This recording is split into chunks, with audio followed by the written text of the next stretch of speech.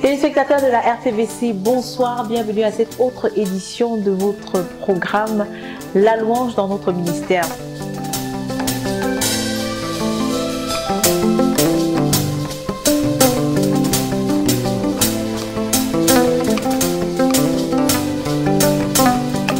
Ce soir, nous sommes en compagnie d'un chantre ou d'une chantre. Il s'agit de maman Marie-Thérèse Côte, qui est dirigeante de la chorale de l'église de la CMCI à Douala. Bonsoir maman Marie-Thérèse. Bonsoir. Nous sommes très heureux de t'avoir ce soir. Et comme nous aimons à le rappeler, la ZEMA pour le compte de l'année 2022 est actuellement en cours à Koumé, au quartier général. Et juste avant, l'UMPJ a eu lieu, à laquelle a pris part notre invité spécial de ce soir, qu'on aimerait connaître en l'occurrence. Maman Marie-Thérèse, est-ce que tu peux nous parler un peu de toi? Je suis Marie-Thérèse Côte. Je suis veuve. Et j'ai des enfants, j'ai des petits-enfants. Je suis dirigeante de la chorale de l'église de Douala, dans notre ministère.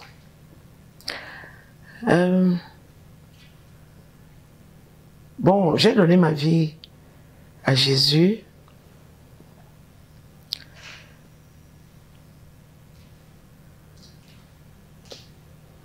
en 1990. Et j'ai intégré la CMCI en 1993. Et depuis, je suis dans la CMCI.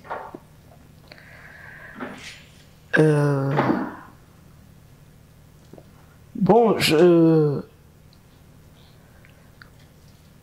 on aimerait savoir quand même dans quelles circonstances, quelles sont les circonstances qui ont mené à cette conversion. Oui, bon. Notre fils était né avec un cancer au foie. Okay. Et sur le plan clinique, lorsqu'on a découvert, il n'y avait plus rien à faire pour lui. Sur le plan clinique, il était condamné. Nous avons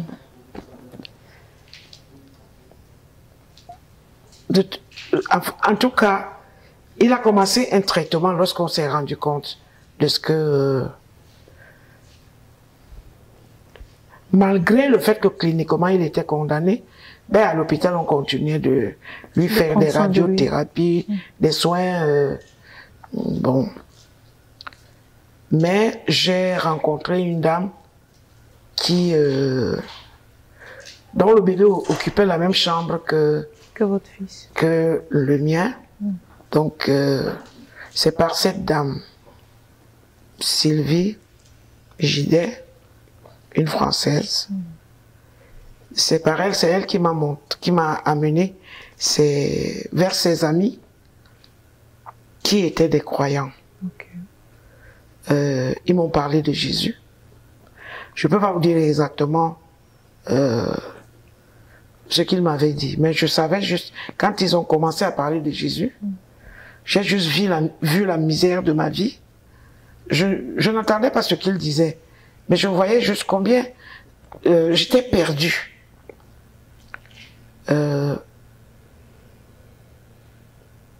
J'étais juste perdu, c'est ce que je voyais.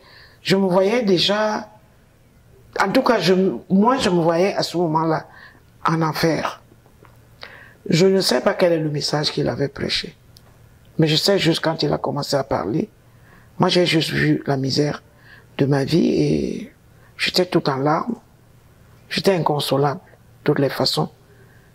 Bref, c'est comme ça que j'ai donné ma vie à Jésus. Bon, mais en tout cas, ils m'ont dit que ils m'ont demandé si j'étais convaincu que le Jésus qui guérissait dans la Bible peut guérir mon fils. Oui. J'ai spontanément dit oui, que j'y croyais. Ils m'ont dit, bon, est-ce que tu es d'accord, nous prions pour l'enfant. Le monsieur, c'était un Français, son épouse, Lisbeth, une Anglaise de York. C'est comme ça que j'ai accepté avec tout leur groupe. Ils ont imposé les mains sur l'enfant. Après un moment de prière, ils m'ont dit, ton enfant est guéri. Alléluia. Tu peux ne plus aller à l'hôpital avec l'enfant. Bon, je leur ai dit, ok, moi je crois que... Ils m'ont demandé si j'y croyais, j'ai dit oui. Je ne peux pas savoir d'où me venaient les convictions, mais j'étais convaincu de tout ce qu'ils me racontaient. Ils m'ont donc dit, ok, tu peux même ne plus aller à l'hôpital avec l'enfant. Je leur ai dit, c'est moi qui ai donné ma vie à Jésus, pas mon mari. Je peux pas, il a dépensé beaucoup d'argent pour que je vienne ici pour le traitement de l'enfant, donc je peux pas maintenant reprendre l'avion et lui dire que on a prié pour l'enfant. Lui, ces choses, ça ne l'intéresse pas. Ils m'ont dit, ok, qu'est-ce qu'on t'a dit? Je leur ai dit, ils m'ont dit, parce que là, c'était déjà à la phase de radiothérapie, l'enfant avait été opéré et il fallait maintenant faire la radiothérapie.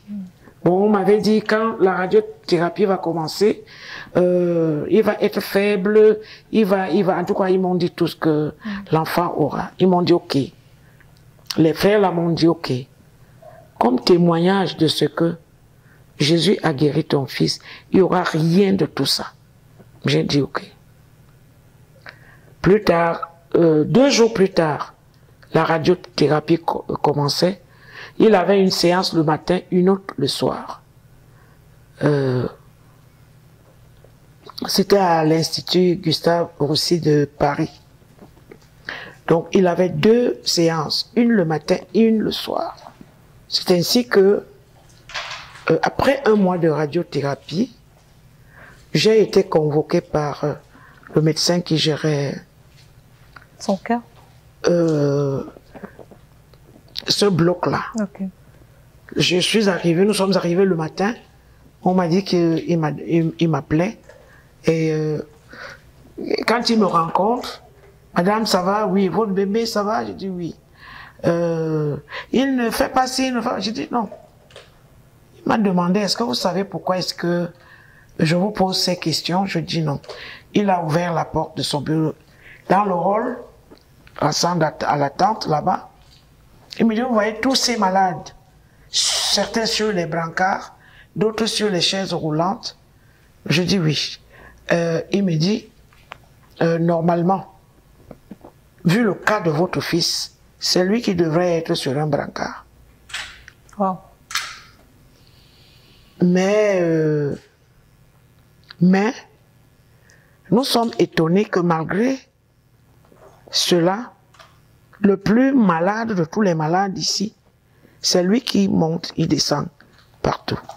Donc spontanément, c'est sorti juste de ma bouche. Docteur, Jésus a guéri mon enfant. Il me demande quoi? Je lui dis, Jésus a guéri mon enfant. Il me dit, ah, si ça peut calmer votre conscience. Et vous pensez, tous les traitements que nous lui faisons, vous pensez que c'est... Je lui ai dit, mais vous êtes étonné, malgré tous vos traitements, puisque vous l'avez condamné. Tout à fait. Vous l'avez condamné le premier jour que je suis arrivé ici. On m'a demandé comment j'ai attendu que mon fils meure pour que je l'amène. Depuis là, vous attendez qu'il meure. Et comme il ne meurt pas, vous êtes étonné.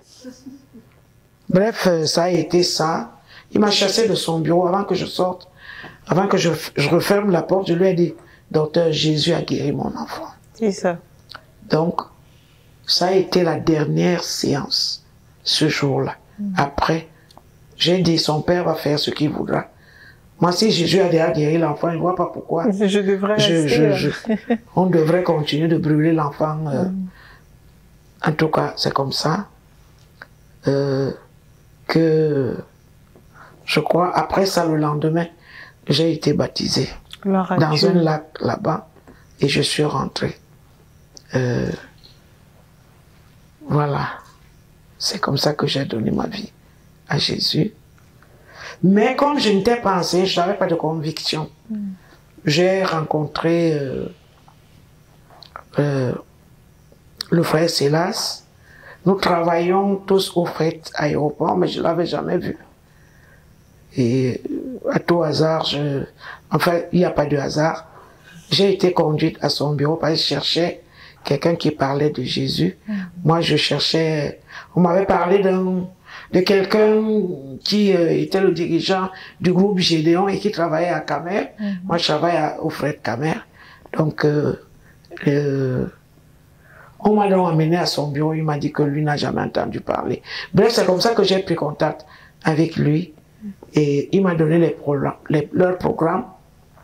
J'ai donc intégré un mois plus tard la CMCI. Et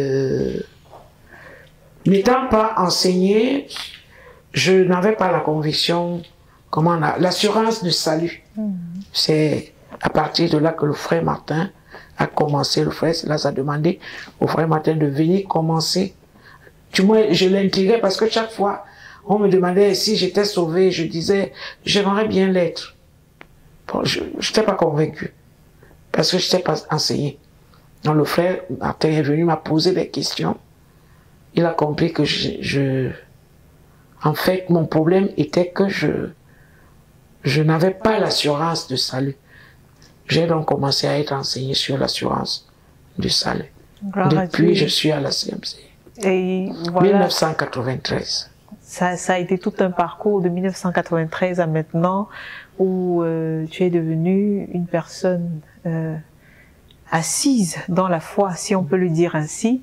Et en tant que chantre, on aimerait bien savoir, parce que maintenant, tu es en charge de diriger la chorale de l'église de la CMCI à Douala, mais on aimerait quand même savoir, est-ce que c'est quelque chose, cet intérêt pour l'art musical, c'est quelque chose qui est né quand tu es venu à Christ, ou bien comment est-ce que tout ça a commencé? Bon, je sais juste que quand j'étais petite, je composais déjà des chants, soit à partir de certaines rédactions du livre Mamadou et Bineta que nous on a utilisé à l'école primaire. Et quand une rédaction, c'est quoi ça s'appelle, récitation. Oui, quand une récitation m'intéressait, j'étais déjà en train de chanter. C'était comme ça.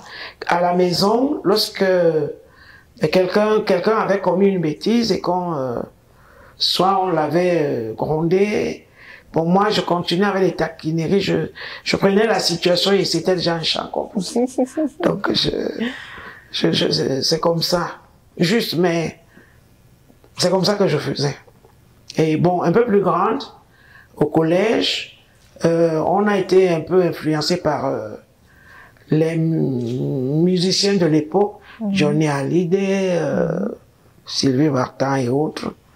Bon, on chantait, la chambre était nappée des posters de ces célébrités. Oui, de ces célébrités. Bon, voilà. Bon, maintenant, comment est-ce que j'en suis venu à... Je sais que lorsque j'ai donné ma vie à Jésus et que j'ai intégré la CMCI, on nous a appris à lire. Et c'est pendant que je lisais que des mélodies venaient. À lire? Oui. À lire quoi? On vous a appris à lire quoi? La Bible. Ah, d'accord. Oui, parce que le pasteur Silas nous disait qu'il était pour qu'on pouvait lire la Bible en une année.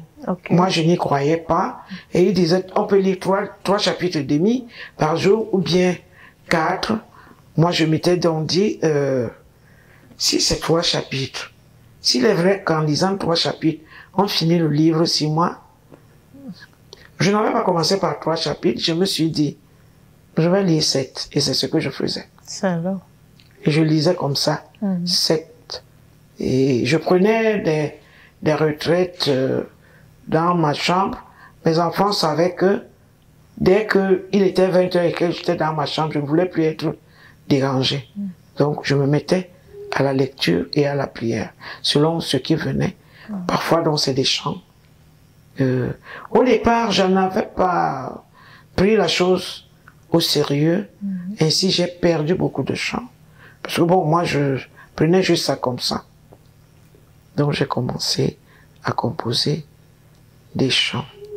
Ok. Et est-ce que, avec le temps, tu as fait partie des groupes?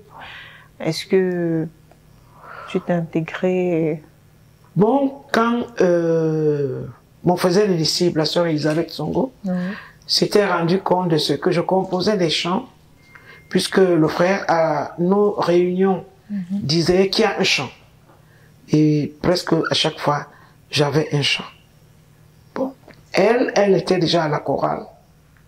Bon, c'est elle qui va donc me dire, ok, tu intègres la chorale. Je n'avais aucune ambition de chanter à la chorale. Ça ne m'intéressait vraiment pas. Ouais. Et comment tu intègres dans la chorale de l'église à Douala au point de devenir la dirigeante? Bon, au point de devenir la dirigeante. La dirigeante précédente a eu des problèmes de santé. Okay. Donc il fallait trouver... Mais tu étais déjà là, tu étais présente, donc... J'étais présente, mais pas vraiment. Okay. Pas vraiment présente. Parce qu'à vrai dire, je ne voyais pas... Je comprenais pas la valeur de la louange. Je prenais ça juste... Pour moi, c'était pas quelque chose de sérieux. C'est par obéissance que j'avais intégré la chorale. Alors, elle ne m'intéressait vraiment pas. Donc, j'étais là, disons que je faisais la pluie et le beau temps. Aujourd'hui, je suis là, demain, je suis pas là. Donc, en tout cas, le Seigneur t'a mené jusque-là. Et à combien de compositions à peu près tu peux évaluer à ce jour? Waouh! Je n'ai pas encore évalué. Pas encore. Non, je n'ai pas encore évalué mes compositions. D'accord. Mais je compose. Et très certainement, chers téléspectateurs, vous connaissez certaines des compositions de Maman Marie-Thérèse qu'on chante couramment dans notre ministère, mais vous ne savez peut-être pas quel est l'auteur-compositeur de ces chansons. Alors, Maman Marie-Thérèse, ça fait quelques années déjà que l'UMPJ des ministres de louange se tient à Koumé. Et à combien de sessions as-tu déjà assisté? Oui, j'ai assisté à toutes. D'accord. Depuis 2016, j'ai assisté. Chaque année? Chaque année. C'est à partir de ces UMPJ que l'intérêt est réellement né dans mon cœur par rapport à la louange. Okay. Disons que j'ai compris. En fait, avant, je faisais ce que je faisais parce que je comprenais rien du tout. Mais avec les enseignements que nous avons eus, je me suis repenti. J'ai vu le gaspillage, j'ai vu la négligence que j'ai eue par rapport à mes précédentes compositions. Moi, je composais juste, mais bon, sans vraiment... à partir des UMPJ, c'est là où j'ai commencé à prendre la chose au sérieux. Ok. Et cette année en particulier, le frère Théodore s'est beaucoup étendu sur la louange. Avec quoi est-ce que tu repars, qui va certainement révolutionner ton ministère personnel rendu au Seigneur et ton ministère rendu au corps de Christ? Oui. Déjà, il y a une chose qui revient tout le temps. C'est labourer nos cœurs. C'est pas que c'est cette fois-ci que je pars avec, mais il a insisté, je peux dire qu'il n'a peut-être jamais insisté autant sur cette affaire de labourer le cœur. C'est généralement la sœur Harriet qui s'attarde là-dessus. Mais l'accent qu'il a mis cette fois-ci, ça a davantage semé une grande crainte dans mon cœur. Et une question qu'il nous a posée: quand tu montes pour rendre ministère, à quoi tu penses? Est-ce que tu penses à rendre ministère à Dieu? Bien, tu veux... Ça, c'est en mes termes. Est-ce que tu veux t'exhiber? Est-ce que... Tout ça, c'est des questions qui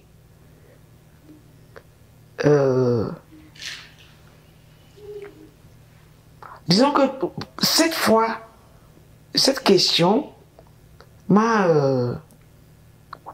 vraiment interpellé. Quoi qu'il ait à dire ces choses les fois précédentes, mais je dis, il y avait un autre accent.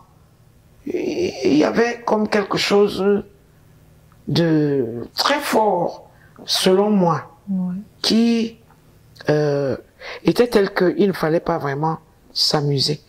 Si c'était le jeu avant, que le jeu s'arrête. Donc il y a des choses comme ça. Et puis, autre chose qu'il nous a dite, je crois que c'était hier, c'est poursuivre le but, poursuivre Dieu, poursuivre le but, poursuivre Dieu. Pour ça, en tout cas, c'est la priorité. Ouais. C'est la priorité, quel que soit ce qui pourrait se passer à gauche ou à droite. Poursuivre le but, poursuivre. Reste la priorité. Oui, c'est la priorité. Okay. Chercher à résoudre les problèmes, il y en aura toujours. Et ça te déconnecte de Dieu. Et donc, rester focalisé sur Dieu et sur le but. Donc, voilà un peu... Ce avec quoi tu repars. Oui. Merci beaucoup, Maman Marie-Thérèse. Sans plus tarder, nous allons tout de suite écouter une des compositions de Maman Marie-Thérèse jouer sur du piano. À tout de suite.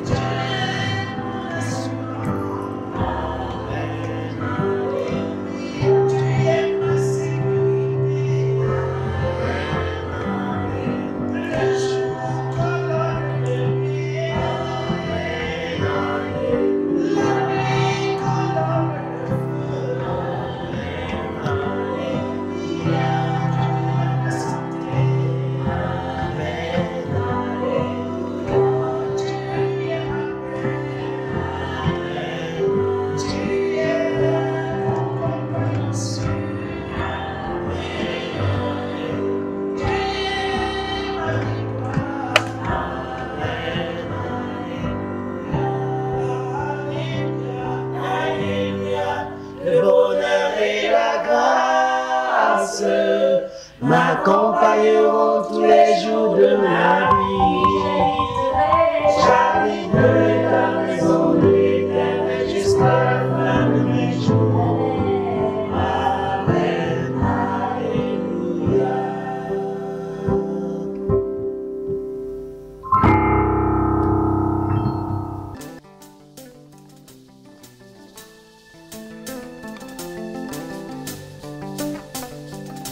Alors, c'était Maman Marie-Thérèse sur le titre « L'Éternel est mon berger » inspiré du psaume 23. Merci beaucoup, Maman Marie-Thérèse, de nous avoir fait revivre ce moment merveilleux sur cette terre que nous connaissons tous bien à la communauté missionnaire chrétienne internationale.